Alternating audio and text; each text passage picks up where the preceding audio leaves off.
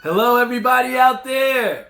I hope you are ready because we got another episode of the Talk That Talk show here with Barry Holmes. If you didn't get a chance to check out our other episode, last week we had a great talk with Edison Councilman Sam Joshi.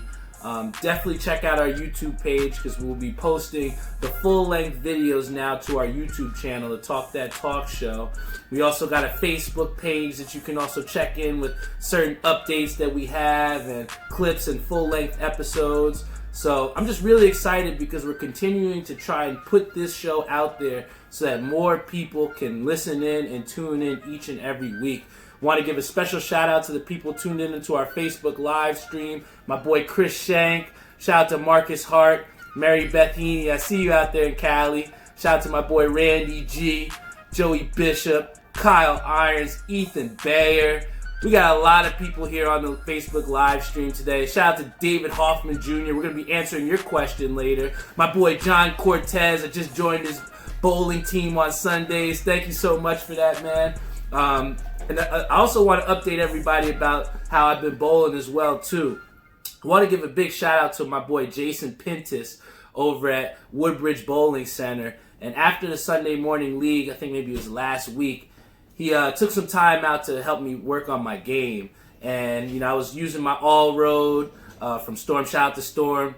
But the really great thing that I appreciated about that was that someone realized and noticed that, I've really been trying to put in the work to become a better bowler. And here's somebody that, you never know who's watching, who really took the time out to just, work on my hand placement and my game.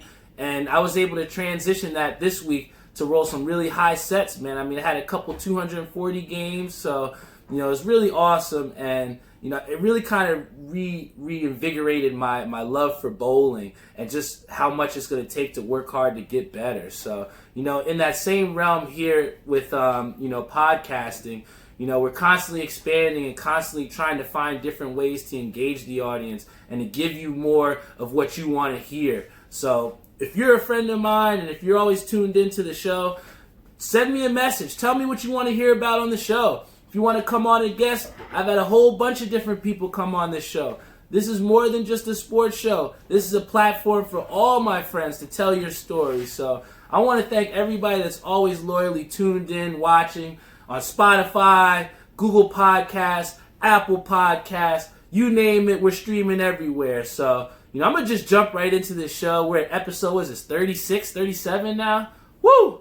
So I really want to get into and really talk about this NFL playoff picture that's starting to shape and unfold for us here, in the season. And when I look at the AFC picture here, for all of our viewers out there that maybe not know what the standings are like, with a huge win last night for Baltimore over the San Francisco 49ers, I think for a lot of people, this validated what people think about the Baltimore Ravens. Right now they're sitting as the best team really in the NFL because since the Patriots lost and, now that Baltimore took that number one spot in the AFC, now they're kind of solidifying for all those people, those doubters out there that say, hey, Lamar Jackson maybe isn't the greatest quarterback. Oh, I know he's a great runner, but you can't, lie about what the records show. And what the records have shown is that Baltimore has gained more and more momentum and more speed each and every week. They're the top offense. You know what my team is back there. I'm a huge Chiefs fan. But not even the Chiefs can compete with the offense that, Baltimore's putting out there. And then you look at number 2 and you see New England. And am I a little bit worried about New England? I have to say, when you lose to, the Texans, and then you lose, just a week prior as well, a lot of people are going to doubt Tom Brady. I know a lot of people are saying that he's washed up. It's so crazy that how all Tom Brady has to do is lose 2 games, and now all of a sudden he's just washed up. It's crazy. New England is still 10-2, and for all you bandwagon hoppers out there, I don't think it's time to hop off the bandwagon just yet for the Patriots, all right? They're still well coached with Bill Belichick. They still have Tom Brady, who's one of the most cerebral players in the game. So, I don't want to write off the Patriots just yet. Somebody whose stock definitely rose at the number 3 spot in the AFC is Houston. They're sitting at an 8-4 record, And now you have a team that has beaten the New England Patriots. They have Deshaun Watson, who a lot of people are forgetting about. Everybody's all up in arms about Lamar Jackson. But hey, they still got Deshaun Watson. And he's a little bit more of a traditional quarterback pocket passer. And I feel like that's going to be a little bit more sustainable or lead to more success going into the playoff rounds. And then finally, for our fourth seed of the top divisional players, we have our Chiefs back in the background here at the number 4 seed. I mean, you look at last year where everything was going right, but we're starting to see some of the things that are happening with the Chiefs as far as why they're faltering a little bit. We got a big win over Oakland just this past week, which kind of gave us a little bit of distance, because if we lose that game, now you're talking about a 7-4 record, and you know the Raiders would have been 7-5, and now we're going to compete for a playoff spot. So, you know, I think it was huge for Kansas City to assert themselves in that AFC West division. But I tell you what, when we go into the wild card teams for the AFC, I see Buffalo at 9-3 as a team nobody wants to play.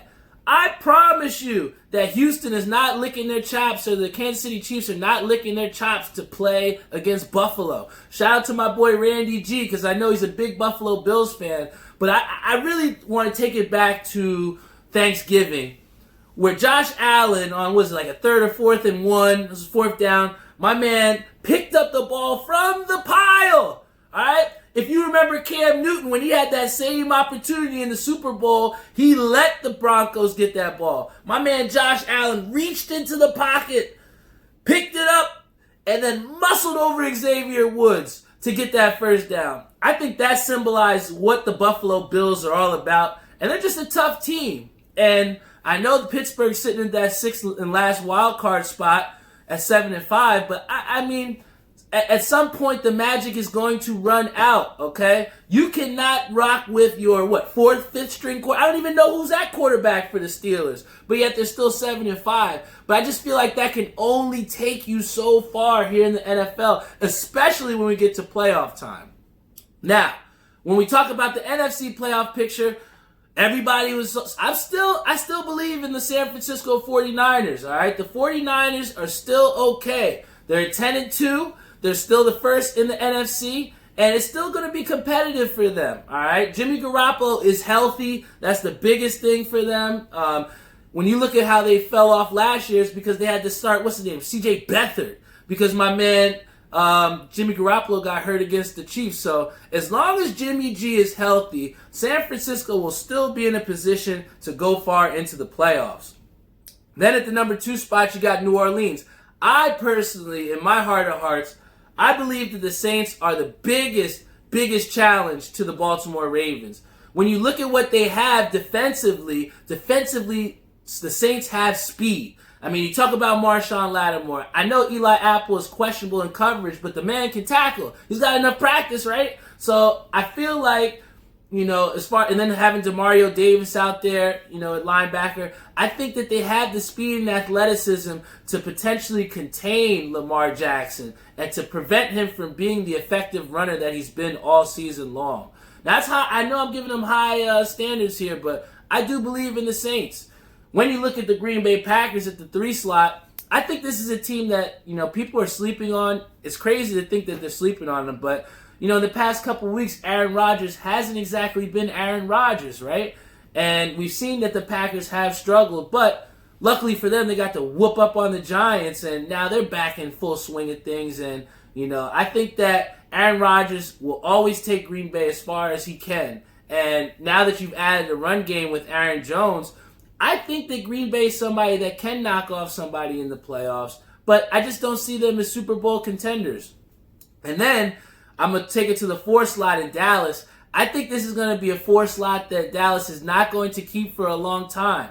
I think that when you have this matchup with the Philadelphia Eagles coming up, they could potentially take Dallas' spot. And I mean, how can you take the Dallas Cowboys when they haven't beat an over 500 team this year? Come on, man.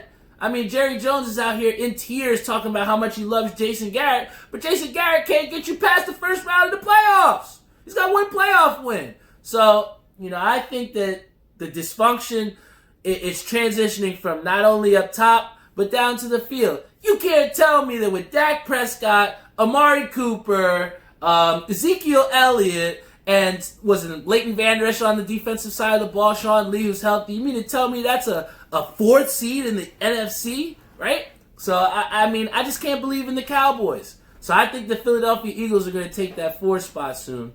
And then at the 5 slot in our wild cards positions, you have Seattle at 9-2 and Minnesota at 8-3, which is actually our Monday Night Football game. So lucky for you all, we're going to get a chance to see firsthand what these wild card teams really have in store, right? And just me off rip, I'm going to take Seattle here. I mean, you can't. How do you go against Russell Wilson when the man is potentially vying for a MVP spot, right? So I think this is going to be a big test tonight as far as seeing who can really take out New Orleans or San Francisco. This game tonight is going to be a big test of that. And then, I mean, on the outside looking in, you do have the Tennessee Titans in the AFC West. I mean, in the AFC South. And then you have the Rams that are coming in.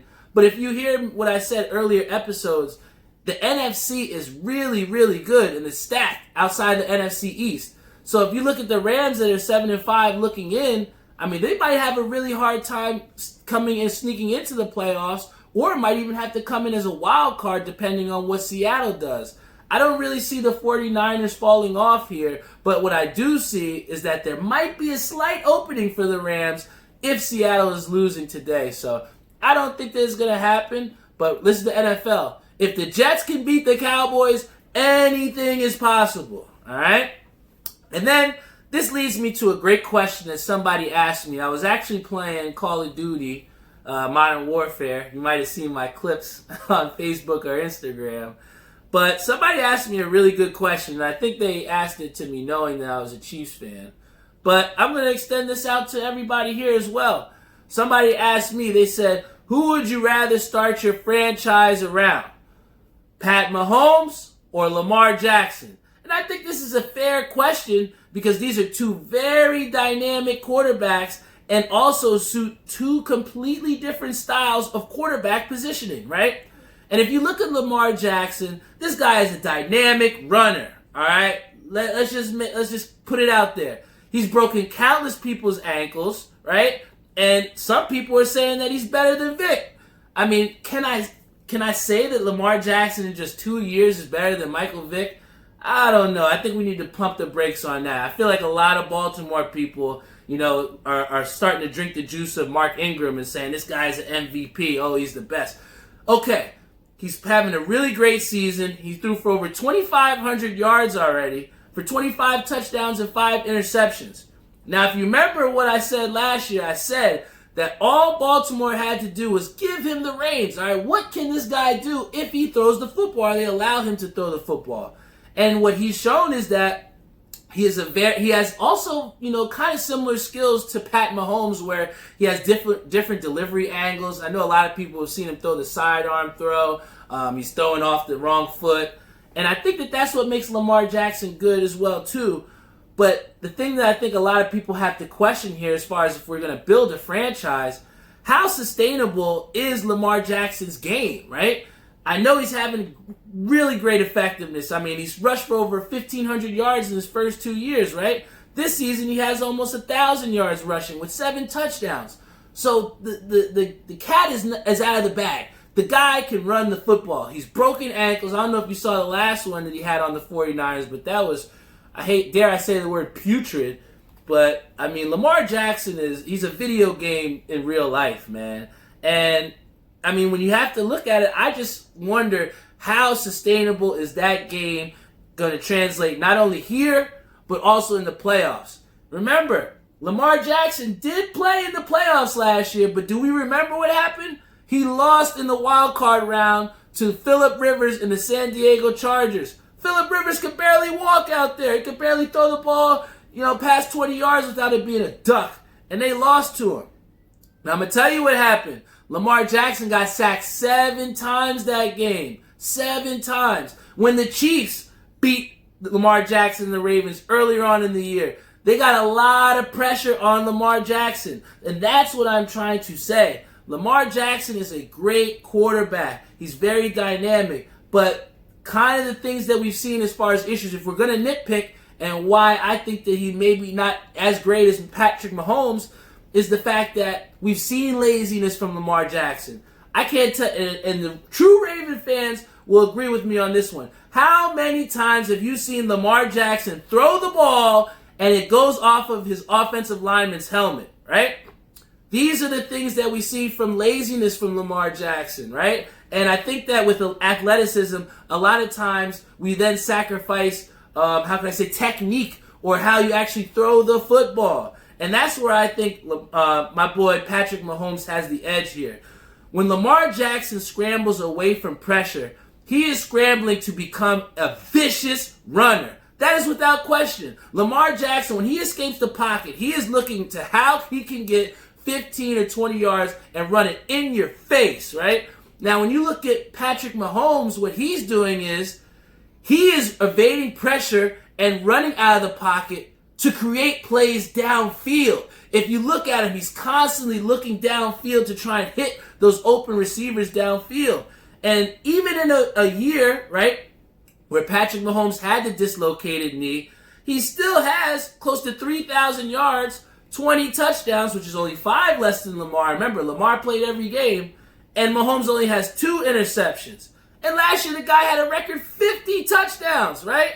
So I know Savion Gator thinks that Lamar Jackson, it's a different year. They had a different system. But a lot of the same guys are there on that offensive side of the ball. I mean, the only difference really is having Mark Ingram, which definitely made it better for Lamar Jackson. But I truly think that when you think about Patrick Mahomes and just how dynamic of a passer that Patrick Mahomes has, we see a little bit less of the lazy throws. I mean, he's even coined his own no-look throw, right? And when you look at the way that Patrick Mahomes is able to make plays down the field and put them in those tight windows, I've seen that from Lamar Jackson, but I've seen it more from Patrick Mahomes. And Patrick Mahomes does have a playoff win, right? We can't use the inexperience as an excuse for Lamar. Lamar Jackson had an opportunity in the playoffs last year, and he lost. You take Patrick Mahomes, on the other hand, when he had his first licks in the playoffs, my man took him to the AFC Championship. Let's not get this twisted. My man Lamar Jackson, is he going to be an MVP? Probably. He's probably the best right now. But if you're talking to me as far as who I want to start my franchise around, I think that I'm going to start around my man Patrick Mahomes, man. I mean, he's had more success. He's shown me more dynamic things other than running the football. And, I mean, Lamar Jackson, let's just see how long did this style of play last. I mean, you look at Michael Vick, and Michael Vick had the success and had a parallel path to Lamar Jackson. But what did Michael Vick do in the playoffs?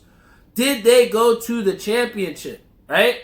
These are all questions. I mean, we can sit here and say till we're blue in the face. We only know until the cards are shown, until the games are played. But if you want me to start a franchise, I am going to go with Patrick Mahomes. He's still, one of the things also we've seen is that, has Lamar Jackson been hurt? Luckily for the Ravens, he hasn't, but Patrick Mahomes has played hurt consistently, and he still had success while playing hurt.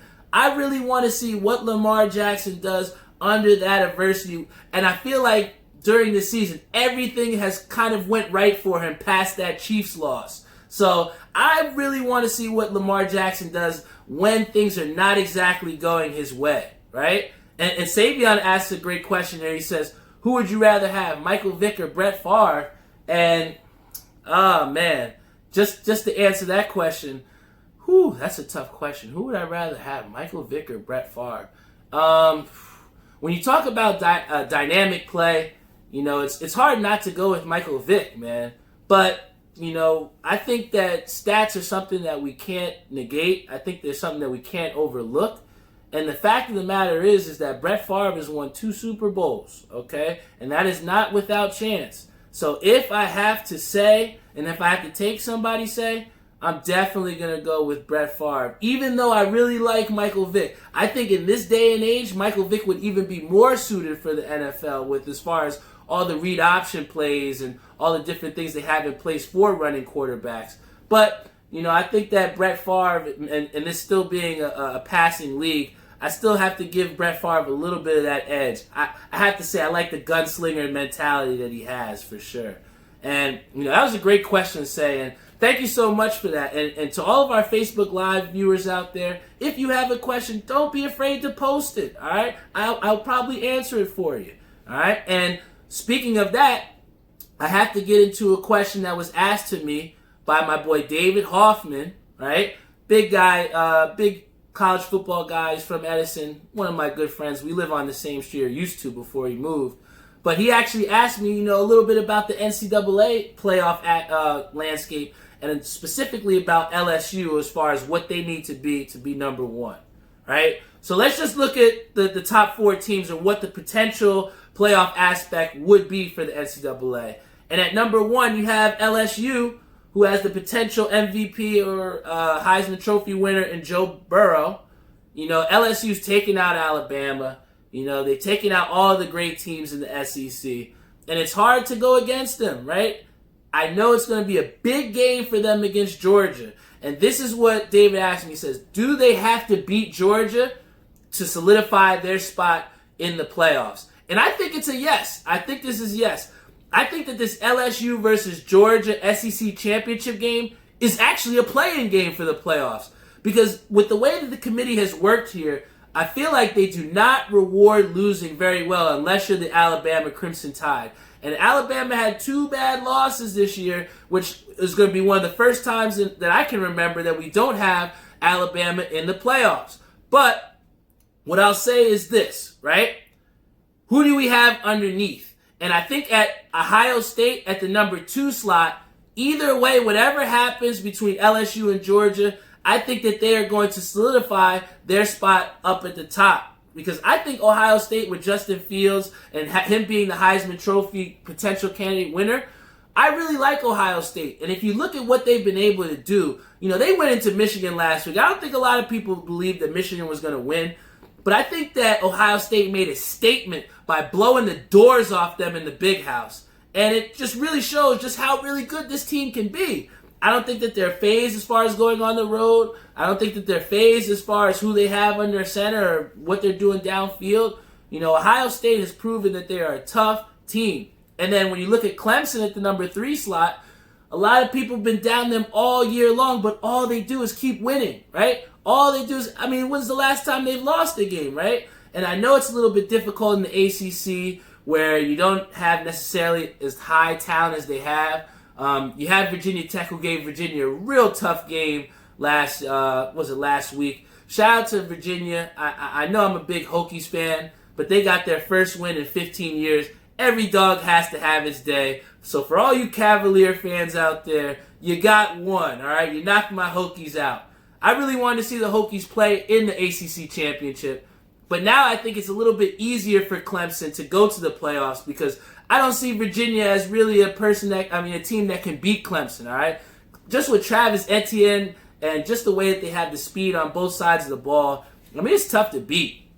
But what we really have to look here is that, with Georgia losing to South Carolina in overtime earlier on in the season, I just really see this as someone that couldn't stop the run, right? South Carolina ran all over Georgia. And that's why I feel like it spells a recipe for disaster for them. Because if you look at what LSU has been able to do, LSU has been running the ball effectively, especially on those play actions, because now when you're running the ball and now you add a play action there for Joe Burrow, that is what's made LSU such an effective passer, right? He's been such an effective passer. The guy has, over 30 touchdowns this year? LSU is a solid pick, right? And now, when we look as far as what will happen if they do lose to Georgia, which I don't think is going to happen, but if Georgia does wind up winning this game, which I don't think it will, now we have to look as far as to see who can slide up. And I think that this is why it's a play-in game, because if you look at the bottom here at 5, 6, and 7, there's still so many quality teams that are able to win. And you look at Utah, and I think that at Utah at the 5 slot, they have a potential chance to move up into the playoff picture. But not a lot of people are going to respect them because in their only chance of playing a ranked opponent, they lost to USC, right? So this is someone that I don't see the committee as potentially jumping into the playoff picture if Georgia lost or loses, because they still got to get past Oregon. I don't know that Utah is going to beat Oregon, because with Oregon getting knocked out and their playoff chances are done because they got 2 losses, this is their playoff game. They could want nothing better than to knock out Utah of the playoff picture. So I think Utah has a tough chance trying to jump to get into the playoff picture. But I look at Oklahoma at the number 6 seed, and I see them as definitely a team that could jump into that top 4 slot if Georgia or LSU loses, right? If Georgia loses, I could definitely see Oklahoma sliding into that spot, because the committee definitely is loving of Jalen Hurts and what that story could be, and bringing him back from being an exile from Alabama to now leading Oklahoma into the playoff picture. I mean, Oklahoma hasn't really done much when they've been in the playoffs, and I think that could be a nice storyline a storyline that the committee could choose for if Oklahoma can beat Baylor. And Baylor lost to Oklahoma just 2 weeks ago. So Oklahoma has the blueprint to beat Baylor. And when we take and unpackage everything of this, right? And I know Florida's number 7 at the bottom, but Florida's already lost to Georgia and LSU, so I don't really think much of them. They got no shot at making the playoffs. But we really, David, have to look at these next 2 teams in Utah and Oklahoma, and what they do is going to determine what happens in this playoff landscape, right?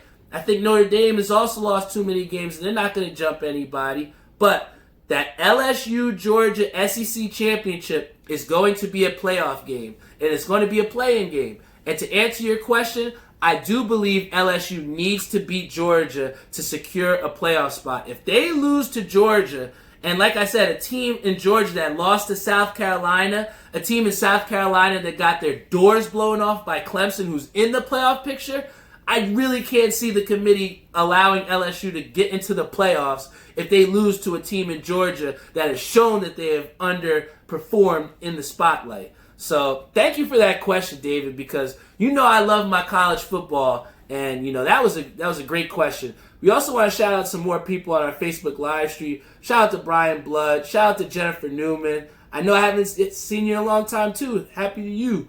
Shout out to my boy Tony Ward, also on our stream. And I think that he also has one more good question before I head into the next segment.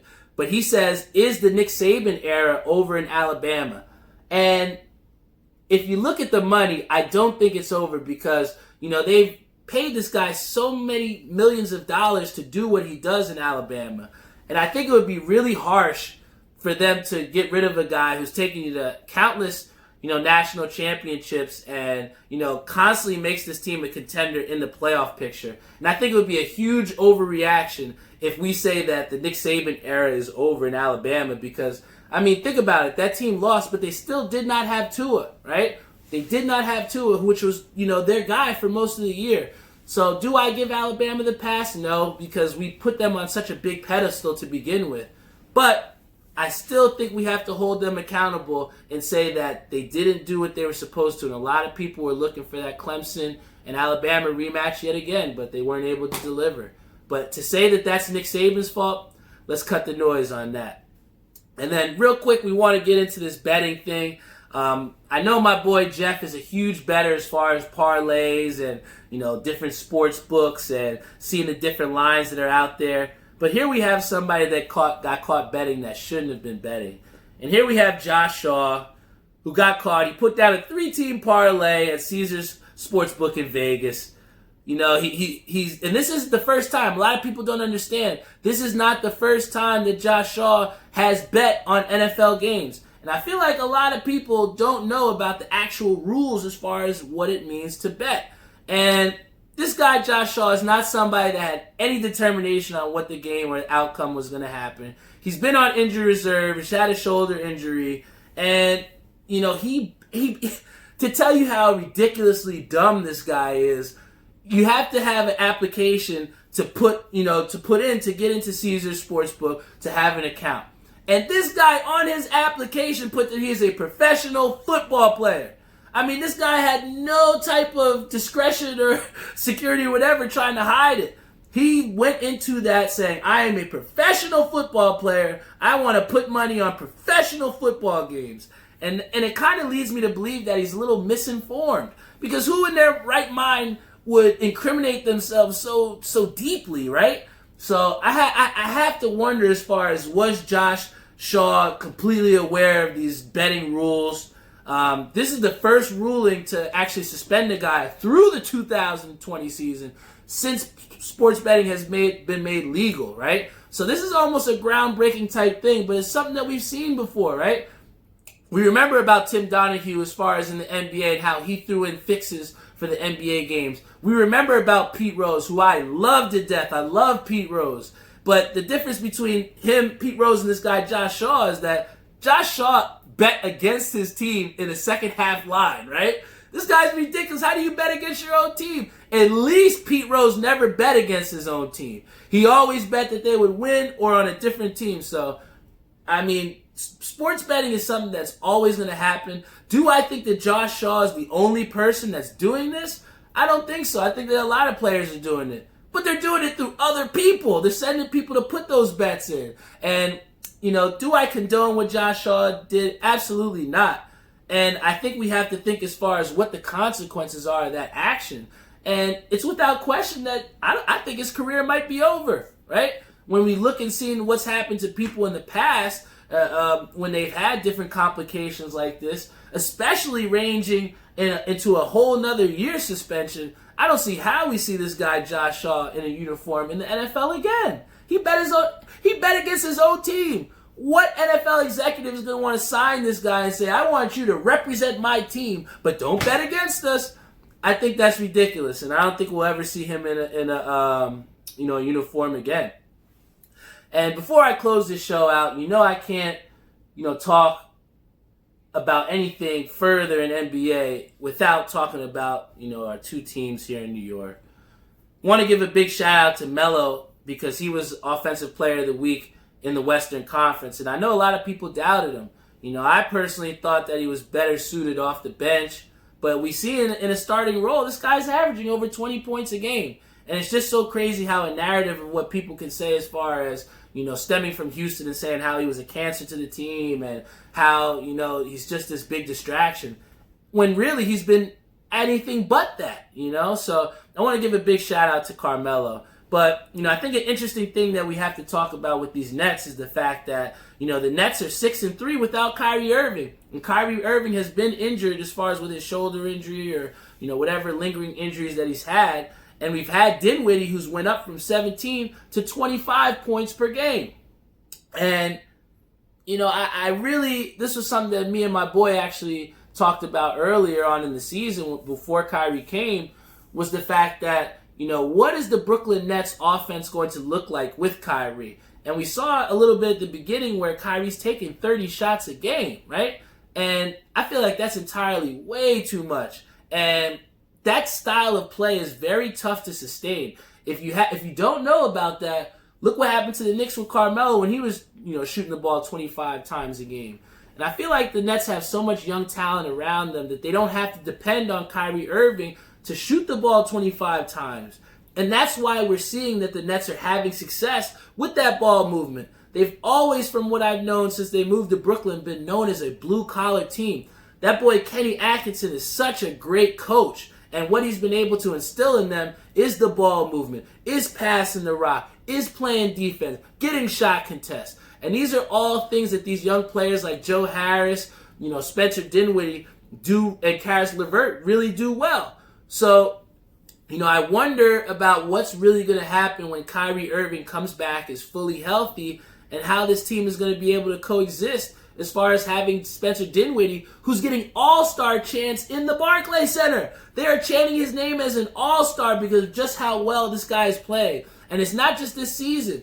He did the same thing last season, all right? So Spencer Dinwiddie is a guy who, from the University of Colorado, nobody had a clue about. And now he comes to the Barclays, and he's playing really well for the Nets. So I really want to see how they're going to manage as far as the minutes, and if maybe they could play at the same time. Do you maybe potentially put Karis LeVert at the 3, and then have Spencer Dinwiddie at the 1, and maybe Kyrie at the 2? I mean, these are all things that we're going to have to see when Kyrie comes back. Because do I believe that Kyrie Irving makes this team real contenders? I think he does. I think that he makes them better than an 8 seed. I think that Brooklyn could potentially be maybe even a 4 or 5 seed with a healthy Kyrie Irving. But I think with a healthy Kyrie Irving, you need to have a healthy dose of balance, okay? Kyrie Irving cannot go out there and drop 50 a game and have that team go to the playoffs. It's just not going to happen, all right? So we're going to have to see how they manage, the minutes of these other support players like Spencer Dinwiddie when Kyrie comes back. Because you do not want to have a Boston Celtics situation where the team chemistry is compromised just because you're paying this guy X amount of millions of dollars, right? So I really like the Knicks, but I think that the Nets have definitely taken over as far as the cool team of New York, right? And what's cool in New York City. So, that comes with a grain of salt too. And when you think about why is it that they're so cool, is the fact that, the Nets, how could I say? The Nets are winning more games than the Knicks are, and they have the much younger fan base.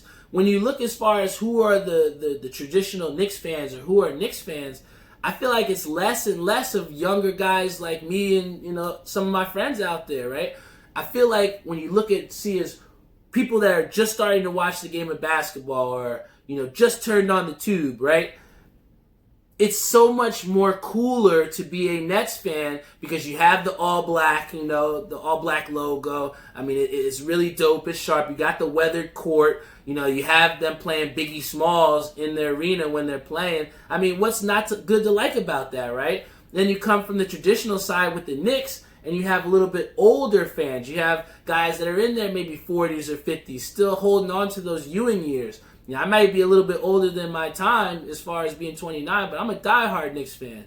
But I feel like it's really hard to find diehard Knicks fans around my age that are still around because the Brooklyn Nets have taken over the cool factor. And the one way that the Knicks can get that back is by winning games.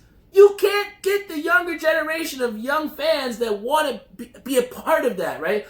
Why is the reason that we had so many Steph Curry fans or the people that were bandwagon Warriors fans is because the fact they were winning games. I can't tell you one person that has a Warriors jersey on now that they're in the bottom and share the same record as us. The NBA is full of bandwagon fans constantly, and the only way to get people to hop on board is to win games. And if you're the Knicks sitting at 4-16, who is going to want to watch that team? It is hard for me to watch an entire game of Knicks basketball when every single time I already know what the outcome is going to be. I know that the Knicks are going to blow a 15-point lead in the third quarter. I know the Knicks aren't going to play defense in 5 minutes left in the fourth quarter. I know that David Fizdale is not going to put the right players out there that I want to see. And if that's the case, I've been said it before, you got to fire David Fizdale. But it really represents the bigger picture as far as why the Brooklyn Nets have taken over New York City. It's because they're winning more, all right? We have the tradition in New York. We have the world's most famous arena in Madison Square Garden. But what does that matter if it doesn't mean anything? The Knicks have to start winning games to get back the fans of New York, right? I can't tell you when I'm on the subway how many Brooklyn Nets stuff that I see. Just from younger kids, from older people, from people that don't even know what basketball is. It's because the Brooklyn Nets are cool now.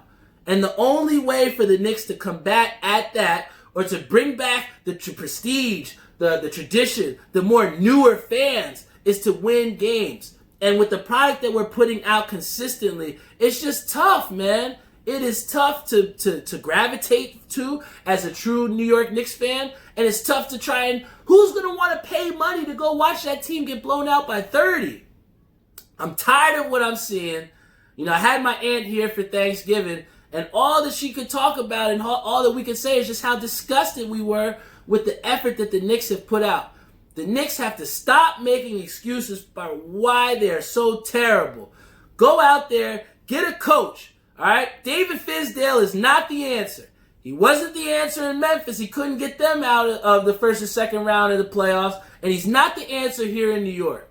All right? And until we get a great coach, right? Maybe Mark Jackson, I don't know. But it just can't be David Fizdale. He has allowed too much stuff to fly. You look at Mitchell Robinson out there, who's supposed to be our big player, the big person who's supposed to be able to be that stuffer in the middle and to stay out of foul trouble. The guy still can't play solid minutes or become a starter because of the fact that he can't stay on the court. When you look at the Knicks and as far as how many leads that they've given up and how many times that they've given games away, this all stems from the growth that David Fizdale has failed to show us. He's failed to show the fan base, and that's why you got to get him out of there. And that's all I'm going to say about the Knicks. I'm not gonna get myself worked up here.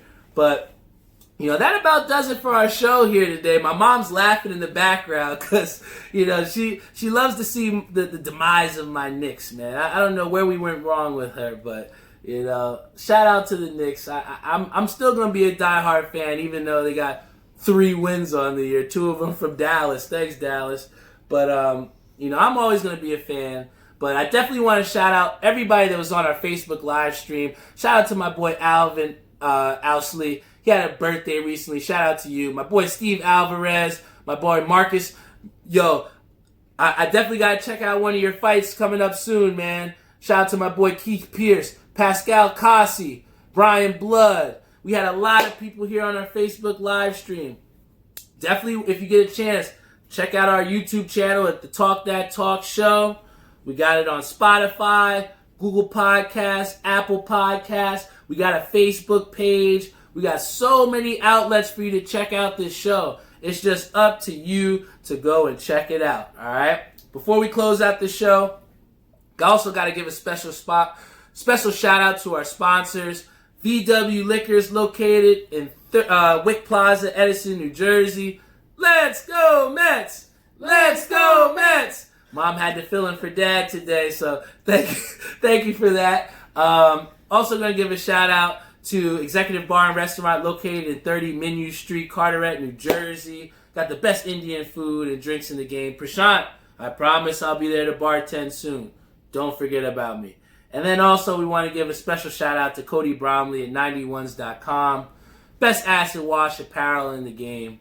And, just in closing, I said it at the beginning of the show about just how far I feel like my bowling game has come. And it just comes from hard work and preparation and dedication, right? I found something that really makes me happy.